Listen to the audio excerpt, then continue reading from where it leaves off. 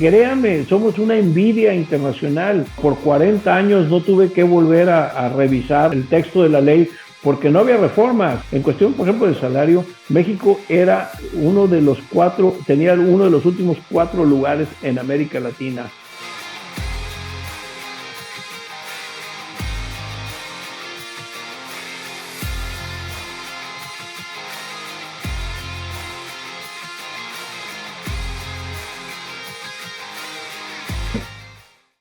Pues muy buenos días, muy buenas tardes a todos. Es un gusto nuevamente saludar a los miembros del Gran Bajío y a la audiencia que nos escucha a través de este podcast. Esta mañana saludo hasta Brownsville, Texas, a Ernesto Velarde de Nash, un connotado abogado mexicano que es miembro del Gran Bajío. Ernesto, ¿cómo estás? Muy buenos días.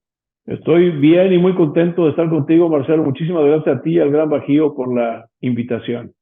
Muchas gracias. Déjenme platicarles un poco la trayectoria de Ernesto. La verdad es que Ernesto es un especialista en temas de derecho internacional. Tiene una maestría por Derecho Internacional justamente por la Universidad de Cambridge en Inglaterra.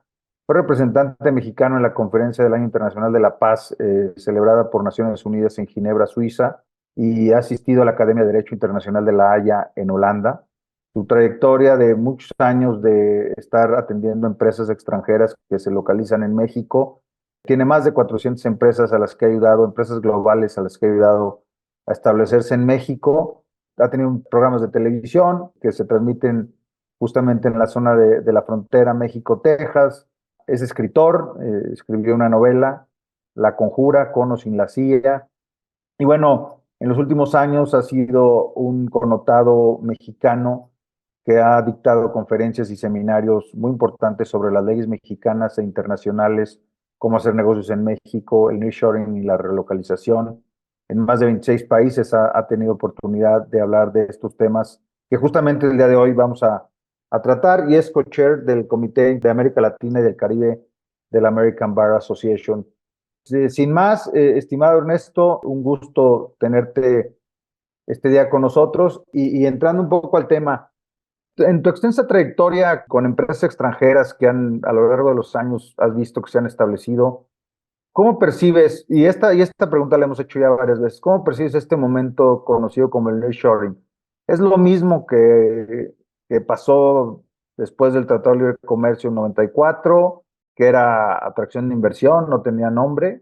¿Hoy hay elementos que hacen que esto cambió? ¿Cómo ves tú este tema? ¿Es lo mismo o es realmente diferente el nearshoring?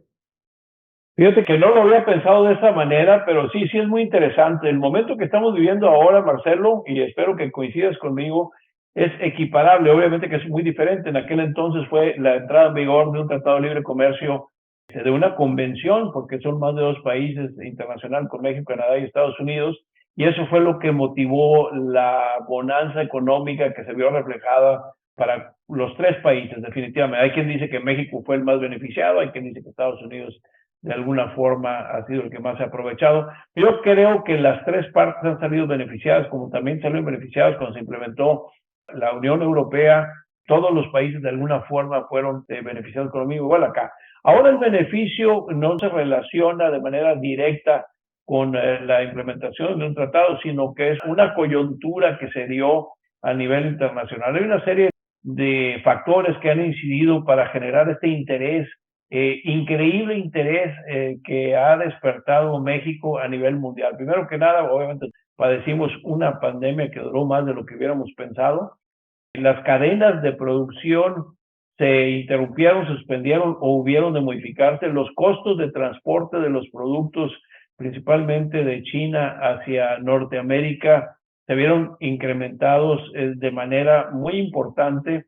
Y la guerra entre Rusia y Ucrania, la guerra comercial entre Estados Unidos y China, todos estos factores, o sea, la situación que estamos viendo ahora es multifactorial, han ocasionado que las empresas vuelvan a ver a México, las empresas que se habían ido de México a China y a otros países, a Vietnam, etcétera, vuelvan a ver a México como una opción. La saturación también de los puertos en Estados Unidos, principalmente con todo lo que viene desde así, dice, a ver, si tenemos un vecino que es competitivo, que tiene el marco legal adecuado, que es un país amigable, que tenemos un tratado de libre comercio, pues vamos a establecernos en México. ¿Por qué establecernos en un lugar que a lo mejor está, digo, no, que seguramente está muy distante, que tiene unos costos de producción que ya no eran los mismos hace 15, 20 años, ahora son muy superiores, de que tenemos una relación comercial muy tensa, de que tenemos un grado de competitividad muy grande, de que nos está aquí inclusive comiendo algunos mercados? ¿Por qué nos establecer allá cuando lo podemos hacer aquí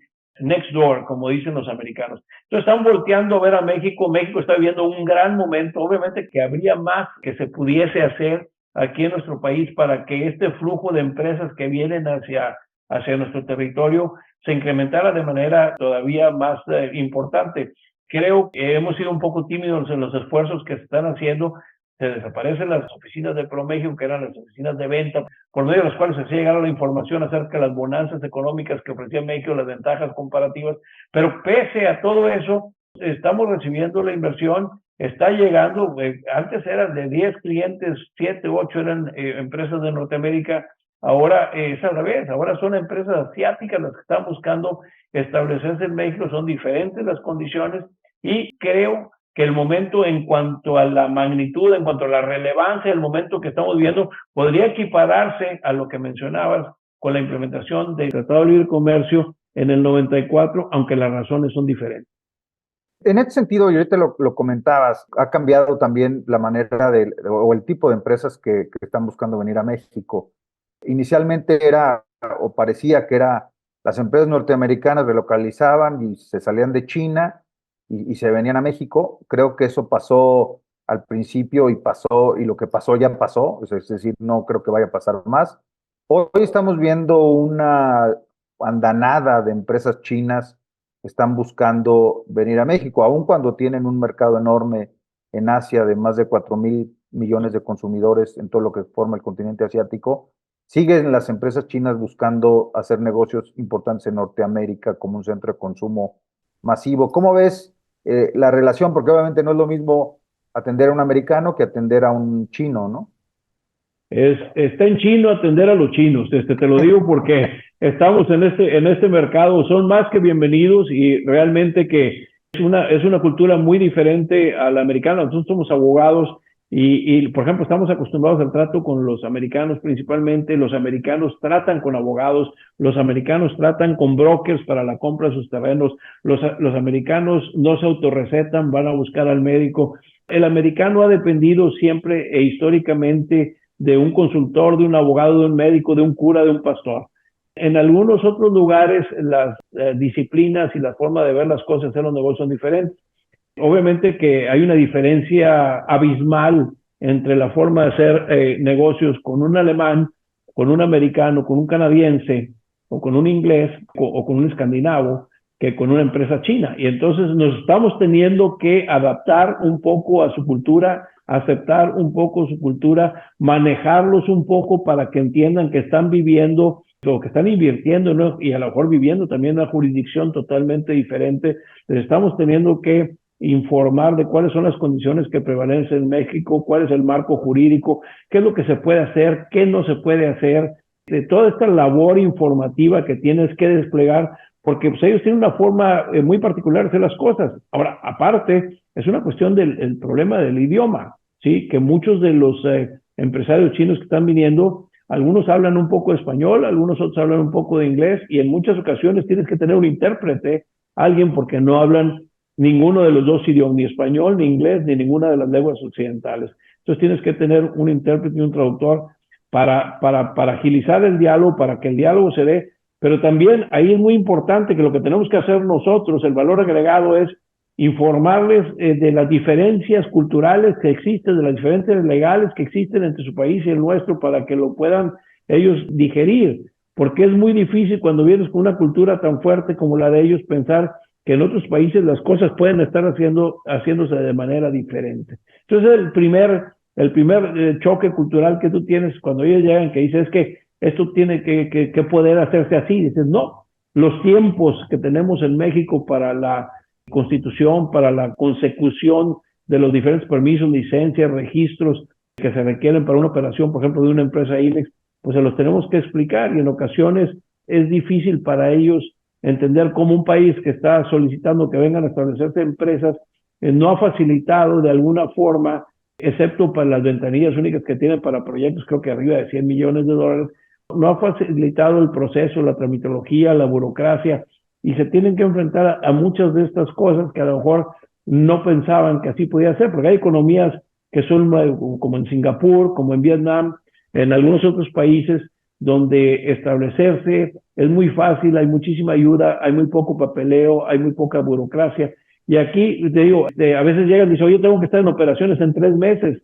Ya tengo visto, pues no vas a estar en operaciones en 3 meses. Te tengo que explicar cuál es el proceso de constitución, de la consecución de los demás permisos, etcétera, hasta que esto termina. Y en ocasiones lo que están haciendo, están más y más recurriendo a empresas shelter para que les den el servicio. Decir, oye, pues a lo mejor yo no voy a estar listo en 3 meses, pero si contrato con un shelter para los primeros 2 o 3 años, mientras yo me ubico, consigo el edificio, consigo los permisos, las licencias, y aparte me empiezo a interiorizar en el mercado mexicano, aprendo a trabajar en México, a entender la legislación mexicana, a conseguir el personal adecuado para que funcione. Ese es uno de los recursos que están utilizando las empresas que vienen con prisa. Los demás pues vienen y van y les explicamos el proceso, lo que tienen que buscar, de lo que se tienen que cuidar, la necesidad de asegurarse de que vas a tener los servicios públicos, porque hay nacionalidades, hay regiones que vienen pensando, tomando cosas for granted, como dicen los americanos, de que esto tiene que existir, güey, un parque industrial tiene que haber energía eléctrica. No necesariamente, sí, hay que hacer un estudio de factibilidad, hay que garantizar que lo que vas a requerir, el permiso de uso del suelo va a estar disponible, de que la electricidad va a estar disponible, de que va a ser para ti, de que si necesitas una planta de tratamiento, de que está disponible, porque hay países que están tan avanzados que asumen que esas cosas ya existen y que tienen que existir, sobre todo cuando estás comprando dentro de un parque industrial cualificado, como dicen los españoles. Entonces, esta es la labor de nosotros, explicarles, hacerles entender, estás trabajando en una jurisdicción diferente, una cultura diferente, con tradiciones diferentes, con costumbres diferentes, con prácticas diferentes, con legislación diferente, y tú los llevas de la mano para que capten y digieran las diferencias entre su forma de hacer negocios y la forma mexicana. Un poco dirigido aquí a las empresas del Bajío y a mucha de la gente que nos ve está en el Bajío. Desde tu perspectiva, tú eres un abogado mexicano, tienes oficinas tanto del lado mexicano en varias ciudades, en Matamoros, en Monterrey, tienes una oficina aquí en León, en el Bajío, te dedicas a atender empresas que vienen a México.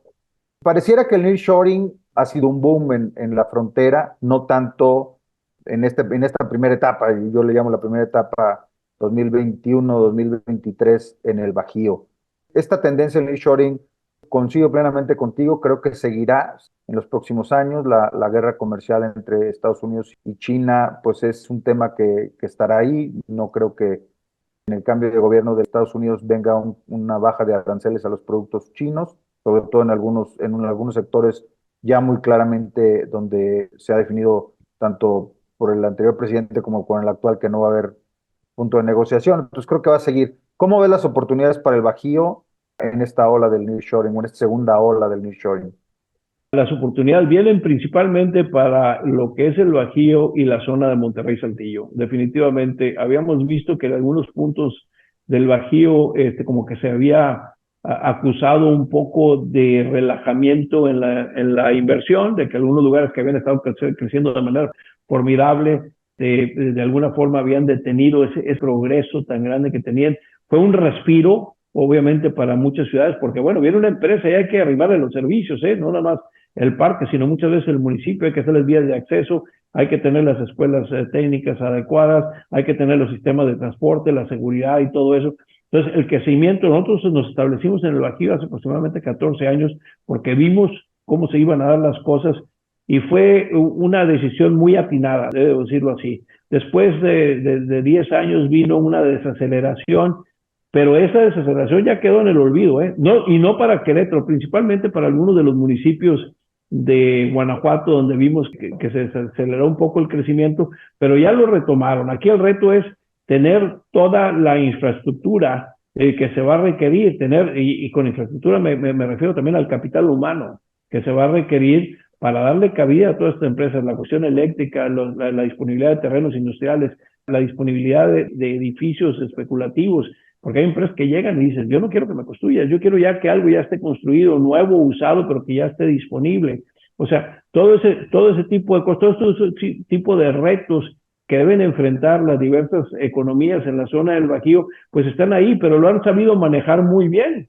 Recordarás cuando el programa de la industria maquiladora era un programa fronterizo. Las empresas tenían que establecerse en Juárez, Tijuana, Matamoros, Reynosa, Nuevo Laredo, Ensenada, Nogales, etcétera. Después se abrió y la inversión pues buscó lugares donde los centros de población fueran grandes, como en la zona del Bajío, que es donde tiene la concentración de los habitantes del país, con la infraestructura, con los incentivos que otorgan, por ejemplo, los gobiernos de Querétaro, de Guanajuato, de Aguascalientes, de San Luis Potosí, de Puebla, que con todo lo que se ha desarrollado ahí, pues tienen todo lo que requiere un inversionista para poder operar satisfactoriamente. Las cadenas de producción, de entrega, de suministro, los productos están ahí. No es un mercado nuevo que decir, oye, pues nos están llegando empresas ahora y hay que ver cómo las cogemos aquí, hay que ver cómo administramos esta fuente de riqueza.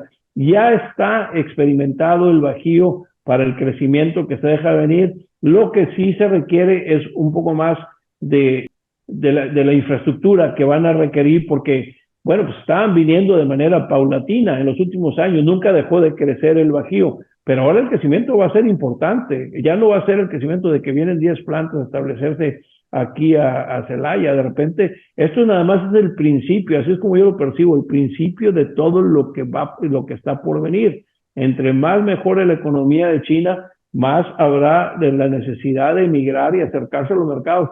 El mercado americano es por mucho uno de los más atractivos. Y obviamente ahora tenemos elecciones en Estados Unidos este año. Si gana el expresidente Trump, en Estados Unidos le siguen diciendo presidente aún después de sus periodos presidenciales. Pero bueno, si gana Trump, que muchos no descartan que esa sea la situación, pues los problemas con China continuarán o se acrecentarán, porque como ya sabes, bueno, el señor fue el que impuso todo tipo de sanciones y de tarifas a los productos que venían de China y todo eso. Y el tratado que tiene México con Estados Unidos permite a esos inversionistas. Hay gente que piensa que el tratado no beneficia a empresas mexicanas. Las empresas mexicanas se constituyen en ocasiones con 100% de capital extranjero. Chino, japonés, coreano, alemán o finlandés.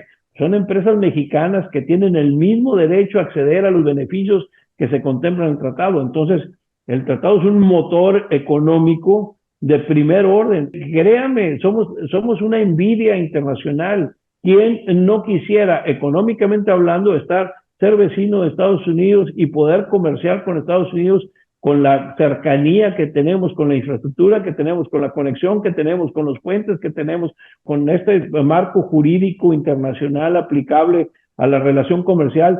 Pues es una posición envidiable. Si yo fuese quien dictase las medidas para captar la inversión extranjera, abriría ventanillas de simplificación administrativa, porque hay empresas que dicen, a ver, yo tengo opciones. Si no es México, va a ser la República Checa. Si no es México, va a ser Portugal. Si no es México, va a ser la República Dominicana. Y si me ponen trabas, pues yo tengo que arrancar con mi proyecto. Entonces, siento yo que para el Bajío se presenta una gran oportunidad de crecimiento, la han sabido aprovechar, han llegado muchos jugadores externos, gente que da proveedora de servicios de primer nivel, desarrolladores de parques industriales, contratistas.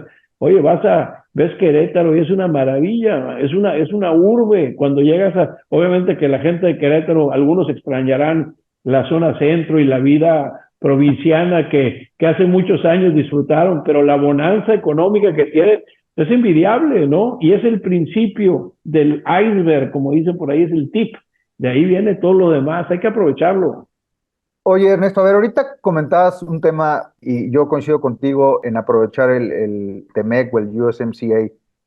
Y aquí entraría un tema ya un poquito más del carácter jurídico que quisiera dividir en dos partes, que tiene que ver con esta aparente reforma laboral o modificaciones a las condiciones generales de trabajo que se va a dar en México en próximos meses, pero que sin duda alguna entra también dentro de lo que fue las primeras reglas del TEMEC que obligaban también a incrementar los niveles salariales, sobre todo en la industria automotriz. ¿Tú crees, obviamente, no sé si nos quieres comentar una sola respuesta o lo dividimos, Estos cambios que se han ido dando en materia laboral, de acuerdo con el TEMEC, ¿cómo los ha afrontado México? ¿Los ha cumplido desde tú como tu opinión como internacionalista y como abogado? ¿Ha sido fácil implementarlos?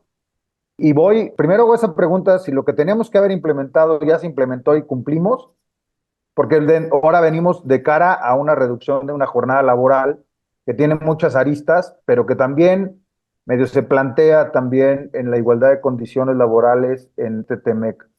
Si quieres platicarnos cómo nos fue primero con las primeras modificaciones y luego cómo ves tú este tema de la reducción de la jornada laboral.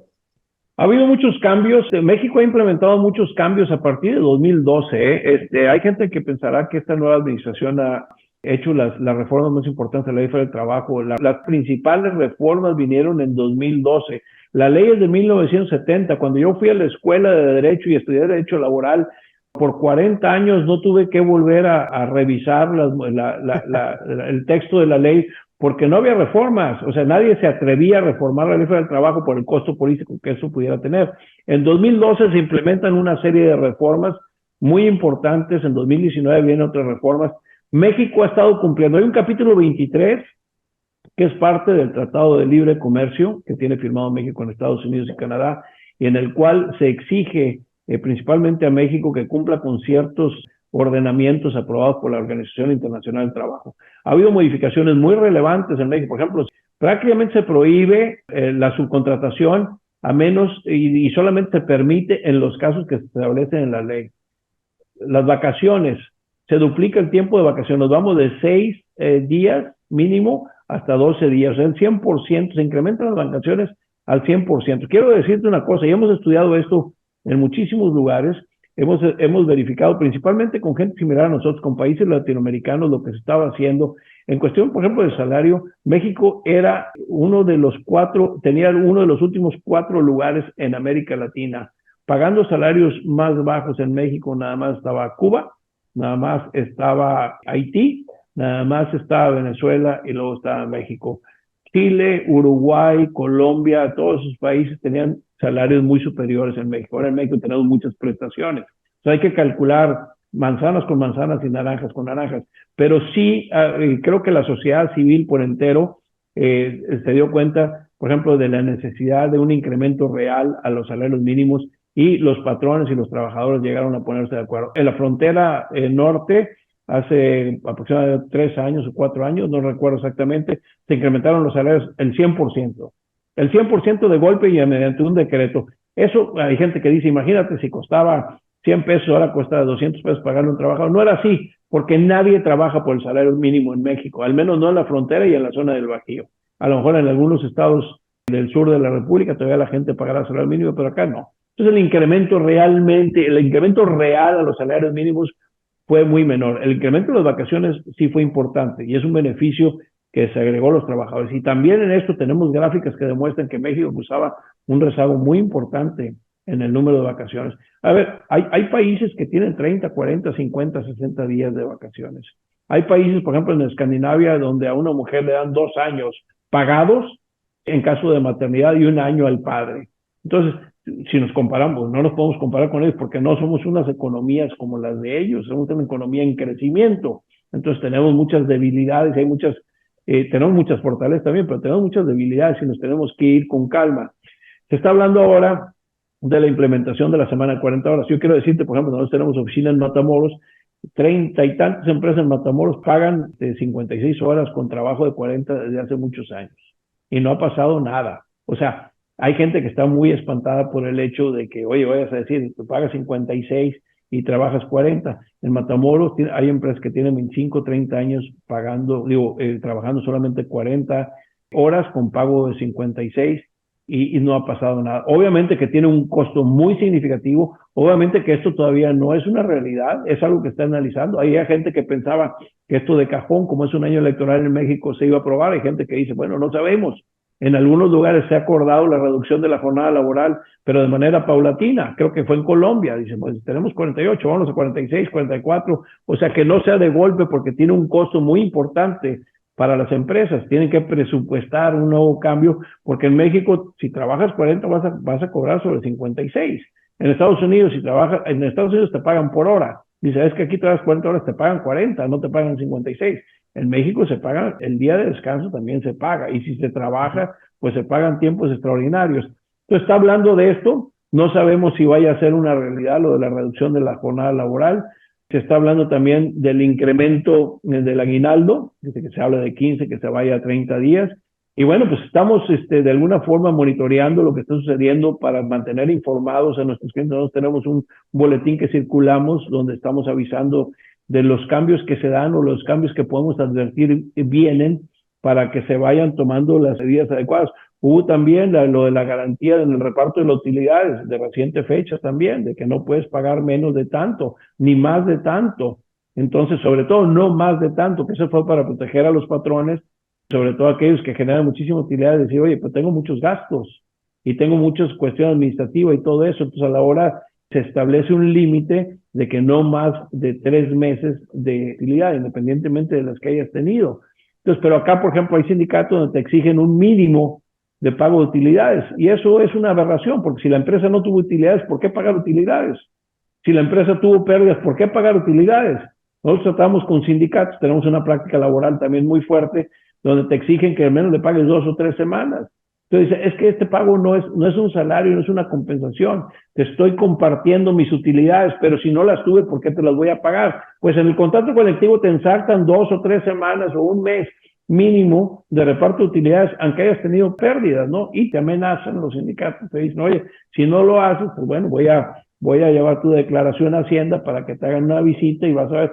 Y dice, pues no tengo nada que esconder, el problema es nada más la carga administrativa de estar atendiendo a los auditores de Hacienda por 1, 2, 3 semanas o por 2, 3, 4, 5 meses, ¿no? Entonces, esos son los cambios que se han dado, los principales, y los cambios que puede ser que vengan algunos piensan que inclusive en este periodo legislativo que se acaba de abrir. Obviamente la reducción de la jornada laboral también impactaría en un tema de, obviamente, ante más horas de descanso o ante más días de descanso, pues tú necesitas más gente para cubrir esos espacios que vas a tener por incrementar un día de descanso por persona. Imagínate que si estás hablando que tienes 1,000 gentes, pues son 1,000 turnos que tendrás que cubrir, porque la gente en vez de descansar 2 turnos, en vez de descansar uno, descansará 2. Aquí, y hablamos de otro tema que tiene que ver un poco cómo se comporta la frontera y cómo se comporta el Bajío. Digo, es decir, la falta de talento también, sobre todo aquí los que más han levantado las voces son restaurantes, servicios, hoteles y un poco la industria. Digo, ¿cómo ves ese tema? Fíjate que es muy importante lo que estás mencionando. En México, y tengo la gráfica también, es uno de los países en donde trabajamos, porque aún no se aprueba, si es que se va a aprobar la semana de las 40 horas, más que prácticamente en cualquier otro país del mundo, con excepción de algunos países en África donde realmente no hay respeto por los derechos humanos. Pero eso no quiere decir que seamos los más efectivos y que seamos los más eficaces. En Francia, desde hace muchos años, los trabajadores trabajan únicamente 35 horas. Pero hay que ver el sistema educativo de los franceses, que aparte es copiado en algunos otros países. Los franceses están muy avanzados. O sea, ellos en 35 horas hacen lo que en otros países hacen en 50. ¿Por qué? Porque la gente está calificada, porque la gente está entrenada, porque la gente está capacitada, porque el trabajador tiene el incentivo y el aliciente de hacer las cosas bien porque le van a dar 1 o 2 meses de vacaciones. Entonces, a la hora de salir de la escuela, los programas escolares son muy superiores que los que se tienen en algunos países de América Latina, incluido México.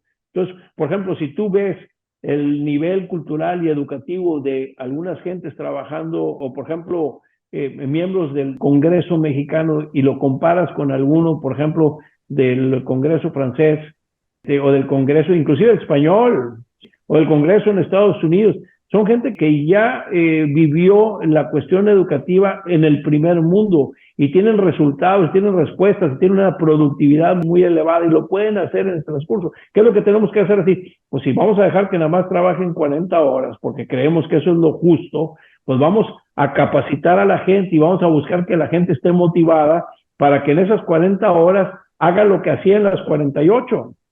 Para que tenga esos resultados, para que el sindicato colabore contigo y que no te ponga todos los obstáculos y los impedimentos que te pone en muchas ocasiones dentro del marco de la ley. Yo me refiero, la ley tiene que aplicar, pero algunas otras son imposiciones donde te quieren quitar el control de la administración de la empresa. Y eso es donde tiene un efecto negativo. Te dice, ok, vamos a estar de acuerdo que la ley diga 40 horas, pero yo tengo que sacar esta producción. Y si yo tengo que contratar más gente para que me trabaje las 8 horas que ya no estás trabajando, pues ¿a dónde voy a parar? Principalmente lo que mencionabas, pequeñas empresas mexicanas y todo eso, para las cuales el impacto sí va a ser muy significativo. Y hay gente que dice, oye, ¿por qué les duele tanto a los extranjeros si en Estados Unidos pagan $19 la hora, $22 la hora en Detroit y todo eso? Sí, allá pagan eso, pero cuando vienen a México pagan menos, pero tienen todo el costo de transporte de sus productos en México, tienen los gastos administrativos, tienen que rentar o comprar un nuevo edificio, tienen que pagar los impuestos en México, o sea, tienen un costo adicional al que tienen en sus países de origen, que a lo mejor hay gente que dice, no, que no lo ven y que dice, hay mucho margen, hombre, aquí están pagando 3 horas, $3 la hora, o 3.50, o lo que sea, están pagando adicional, tienes $16 para jugar. Dice, no, porque estás agregando muchos otros gastos por tener una operación en México. Y no vienen a México para crecer, para estar pagando lo que están pagando, vienen para ahorrar. Sí, y a nosotros nos conviene que vengan. Hace poco alguien me dijo, pues si no quieren que vengan los extranjeros, si no les gusta el país, pues que no vengan. Dice, ok, que no vengan. ¿Y dónde van a trabajar los millones de mexicanos que trabajan y que viven de las empresas extranjeras en la zona, por ejemplo, en la frontera? Si no has promovido suficientemente la inversión nacional, si no tienes la opción nacional, te puedes poner a ese nivel de pedir, yo quiero ser más selectivo a quién aprueba aquí, cuando tú ya desarrollaste los mercados nacionales.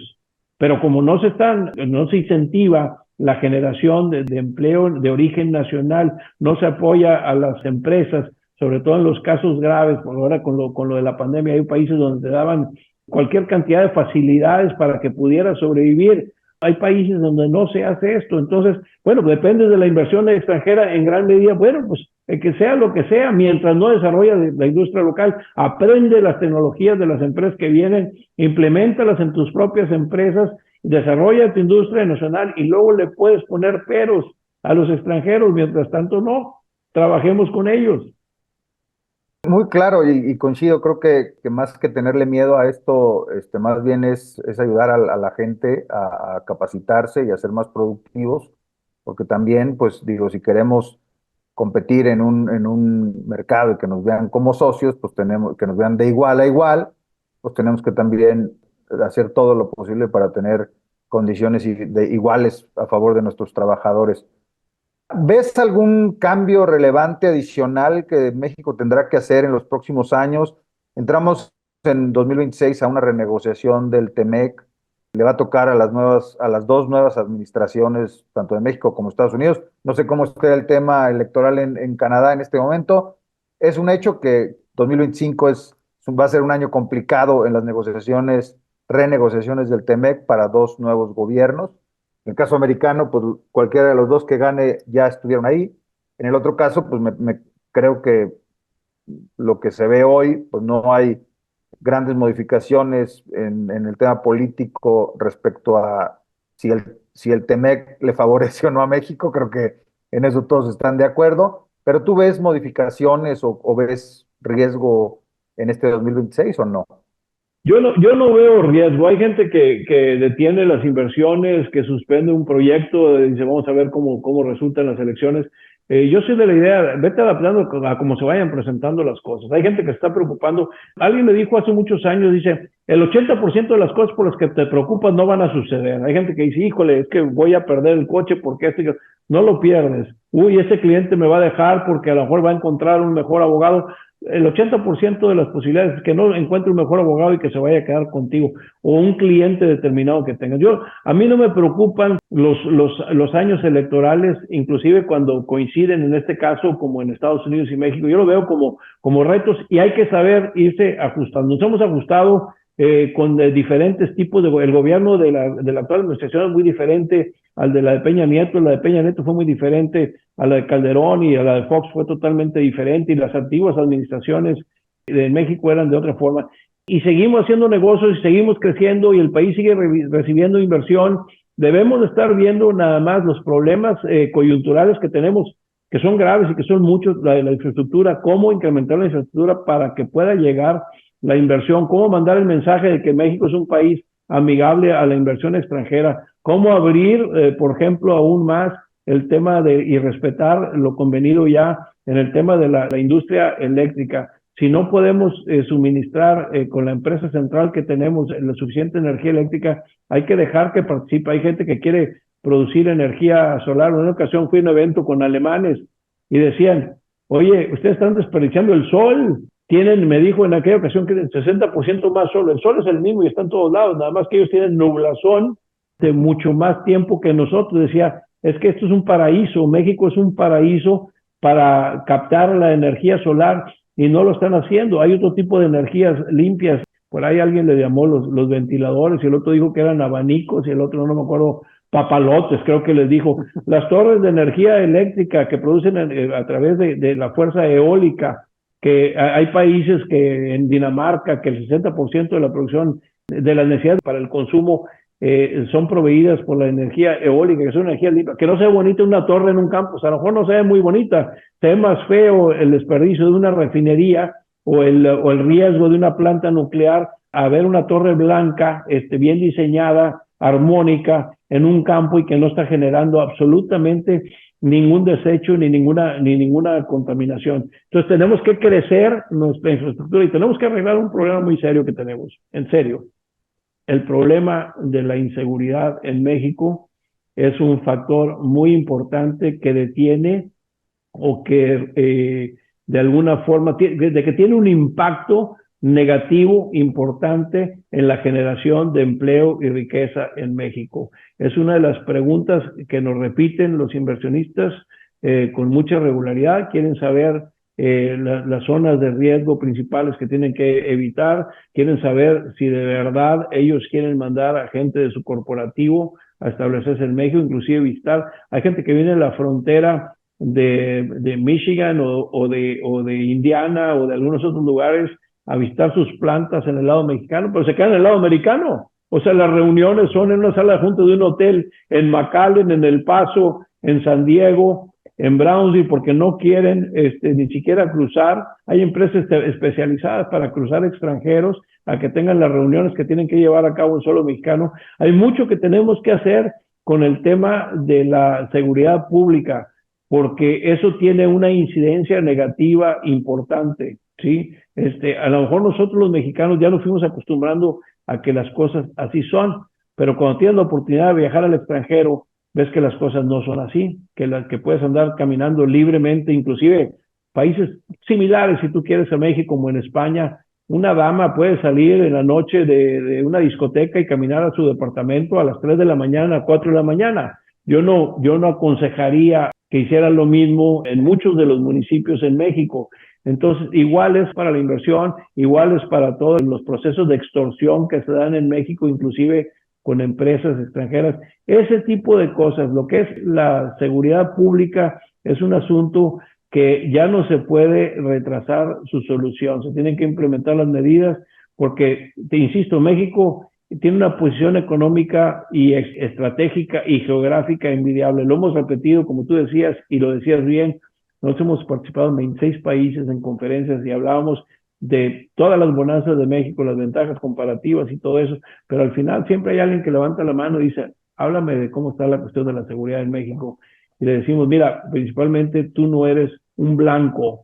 Un blanco me refiero no eres un target, no eres el objetivo de las bandas criminales que evitan a los extranjeros. No es la idea, ni secuestrarlos, ni esto, ni el otro, porque no quieren traer embajadas detrás de ellos, obviamente buscándolos. Entonces, pero bueno, pues obviamente no les puedes decir, estás exento de riesgo, no, porque hay otro tipo de delitos. Entonces, esos retos, crecer la infraestructura que tenemos, principalmente la eléctrica, la oferta de terrenos y parques industriales, hay lugares que ya estamos saturados, ya no hay, ya se acabaron. ¡Qué bueno que se te acabaron!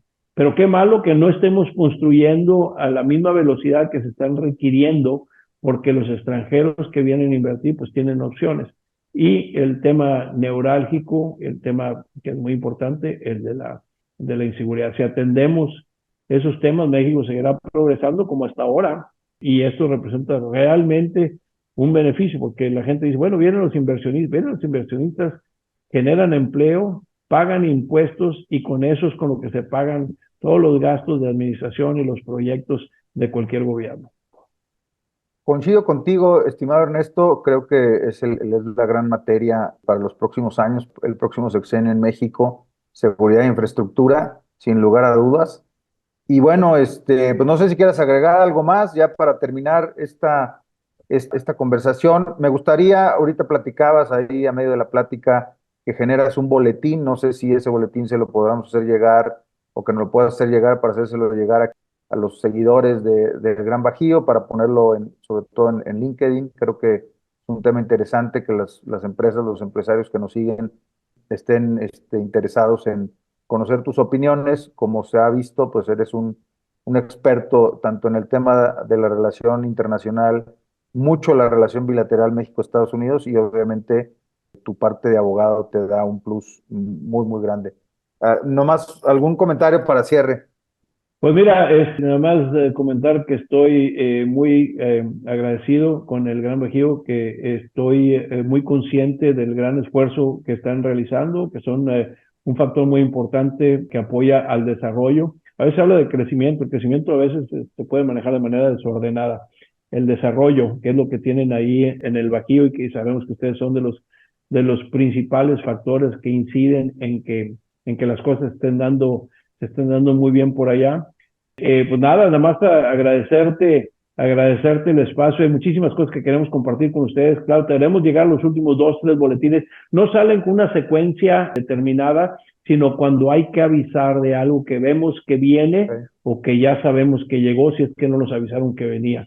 Entonces te vamos a mandar los 3 últimos, que muchas veces tienen que ver con temas relacionados con lo laboral. Antes del 2012 no mandamos boletines relacionados con el tema laboral porque no había ninguna variación. Pero ahora, bueno, se han estado dando muchas reformas, algunas muy buenas, se está cumpliendo con lo que establece el capítulo 23 del Tratado de Libre Comercio. Todavía, obviamente, hay presión por parte de los sindicatos en Estados Unidos de decir que México no cumple, que las empresas pagan poco, que necesitan hacer esto, que necesitan respetar los derechos humanos, que están dando empleo a menores, que hay discriminación. O sea, es el papel de ellos. ¿Por qué? Porque quieren que las empresas ya no vengan a México, quieren que México se vuelva caro. En Estados Unidos los sindicatos dicen, es que todos esos empleos que están yendo a México se podrían haber quedado aquí y nosotros cobraríamos las cuotas sindicales. Entonces, ellos son los que presionaron para que se incorporara este capítulo 23 al Tratado de Libre Comercio, al TEMEC, como le llamamos, pero realmente yo pienso que hubiéramos querido o no, México está cumpliendo cabalmente con los términos. Ha habido algunas demandas, investigaciones y todo eso por causas de incumplimiento, pero han sido muy esporádicas en algunos de los puntos del territorio mexicano, pero yo creo que en general sí estamos cumpliendo, que la gente en realidad se está beneficiando y ojalá y que vengan muchas reformas más. Ojalá y que sean paulatinas, ojalá y que se atienda también a la cuestión presupuestaria, que se atienda también a la carga impositiva que ya tienen las empresas, que se atienda a que muchas de las empresas, porque la ley a veces no hace distingo, si la tiene que pagar el gran inversionista y el pequeño empresario, y que algunas de estas formas tienen un impacto directo en empresas que a lo mejor no tienen el presupuesto y que no sobrevivirán. Entonces, que todo se haga de una manera consensada, paulatina, bien pensada, para que todo el mundo tenga oportunidad de planear, que los trabajadores sean beneficiados y que los patrones puedan